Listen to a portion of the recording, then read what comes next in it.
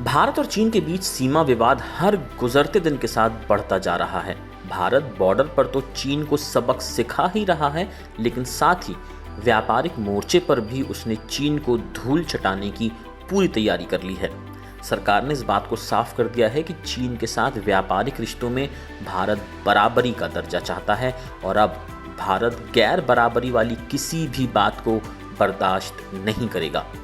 वाणिज्य व उद्योग मंत्री पीयूष गोयल ने सरकार की इस मंशा को साफ करते हुए बताया कि भारत के उन्हीं क्षेत्रों में चीनी कंपनियों को काम करने का मौका दिया जाएगा जिन क्षेत्रों में चीन अपने यहाँ भारतीय कंपनियों को मौका देगा।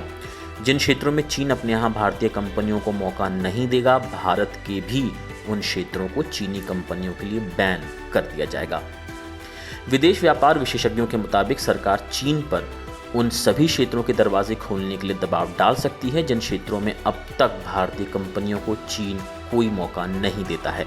इनमें सबसे प्रमुख आईटी क्षेत्र है, जहां भारतीय कंपनियों को सप्लाई या सर्विस देने का कोई मौका नहीं मिलता है। चीन के सरकारी विभागों में भी भारतीय कंपनियों को कारोबार का मौका नहीं मिलता है। फार्मा निर्यात के लिए भी चीन के दरवाजे अब तक भारत के लिए नहीं खुले हैं। व्यापारिक बराबरी के लिए सरकार चीन पर व्यापारिक घाटे को भी कम करने के लिए दबाव डाल सकती है। भारत का चीन के साथ व्यापारिक घाटा लगातार बढ़ता जा रहा है।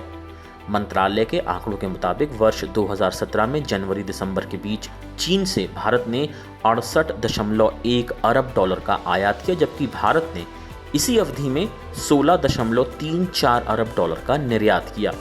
वर्ष 2018 में ये आयात बढ़कर 76.87 अरब डॉलर का हो गया। भारत ने इस दौरान 18.83 अरब डॉलर का निर्यात किया। वर्ष 2019 में जनवरी से नवंबर के दौरान चीन ने भारत से 68 अरब डॉलर का आयात किया, जबकि भारत ने चीन को इस दौरान 16.32 अरब डॉलर का निर्यात किया।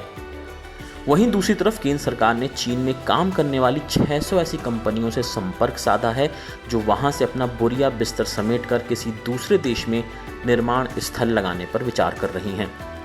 इस योजना को अंजाम पर पहुंचाने के लिए केंद्रीय वाणिज्य व उद्योग मंत्रालय ने राज्यों से भी संपर्क साधा है।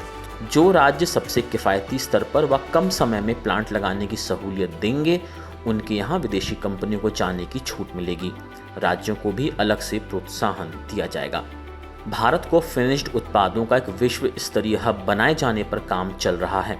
कच्चे माल की आपूर्ति के लिए उन देशों से संपर्क साधा जा रहा है जहां इसकी बहुतायत है। फिलहाल 12 प्रकार के फिनिश्ड उत्पादों का विश्व सप्लायर बनने की तैयारी चल रही है।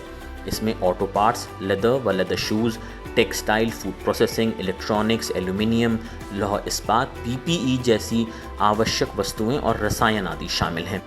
विदेशी कंपनियों को भारत लाने में राज्यों की भूमिका सबसे अहम होगी।